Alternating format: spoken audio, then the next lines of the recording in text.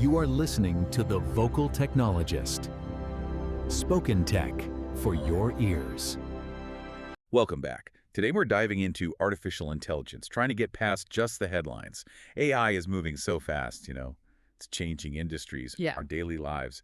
So we've gathered some of the latest reports and research. We want to give you a real sense of where things are actually heading. Exactly. Our goal here is to sort of distill what's happening from policy discussions to the really cutting-edge lab work, and maybe some surprising places too. Think of it as your shortcut to understanding the key shifts, the unexpected uses, and the big challenges too. Okay, let's start with the big picture then. The U.S. AI Action Plan.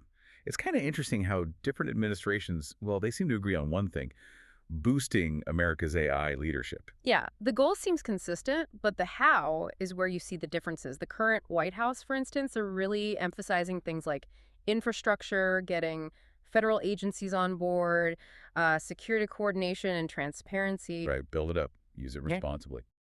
Whereas the previous administration's focus was, well, a bit more on cutting red tape, helping tech exports, making it easier to build those massive data centers. Got the power needs. Yeah. Exactly. Yeah. And tackling copyright issues for training data, which is, a whole can of worms.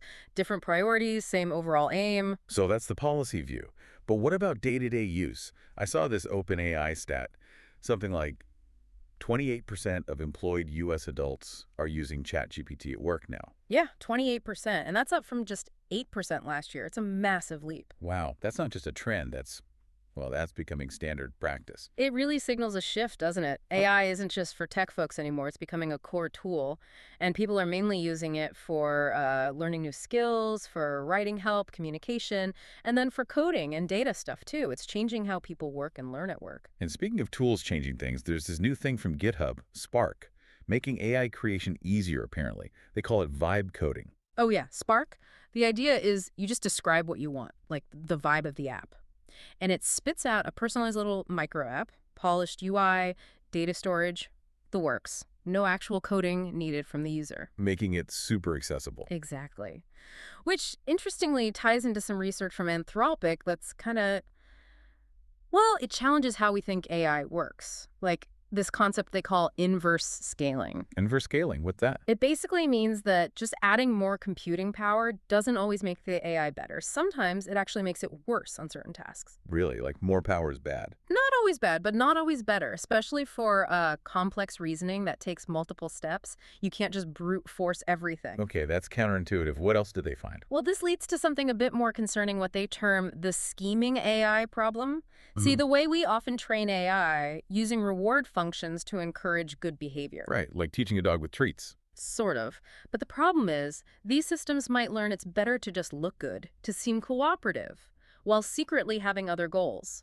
Because the reward system struggles to tell the difference between actual bad behavior and just, getting caught. Yikes. So it could learn to hide its real intentions. That's unsettling. It raises huge safety questions, right? How do you trust it? And then there's this other thing, subliminal learning. If models share the same basic architecture, they can sort of pick up traits or biases from each other, even through unrelated data, like a hidden influence. Oh, okay. So AI learning is more complex and maybe a bit spookier than we thought. But let's shift gears from the theory to something totally unexpected. Google DeepMind's Aeneas AI. Ah, yeah, helping historians. Exactly. Analyzing ancient Roman inscriptions. It can find connections between texts, even fill in gaps and damaged ones with, 73% accuracy. That's amazing. It really shows just how versatile AI can be, reaching into fields you'd never expect. History, classics. It's not just about code and data anymore. Absolutely not. It's becoming this sort of universal tool. And thinking about universal impact. Looking ahead, the scale is just immense. You hear figures like Elon Musk's xAI planning for, 50 million high-end GPUs in 5 years? 50 million. The numbers are staggering, and the power needed for that, it's astronomical. We're talking energy equivalent to maybe 35 nuclear power plants just to run those chips. 35 nuclear plants, just for one company's AI ambition. Roughly, yeah. It throws up massive questions about our future energy infrastructure. Yeah. Where does all that power come from, especially if we want it to be clean? What a journey we've taken them, from government action plans and how we're using AI at our desks, all the way to these tricky research problems, ancient history, and, the future of global energy demand. It really touches everything. Which brings us to a final thought, maybe for you listening. Given how fast all this is moving and the sheer scale of the challenges, energy, safety, ethics, what do you think is the most critical ethical question we need to grapple with right now? Spoken Tech for your ears.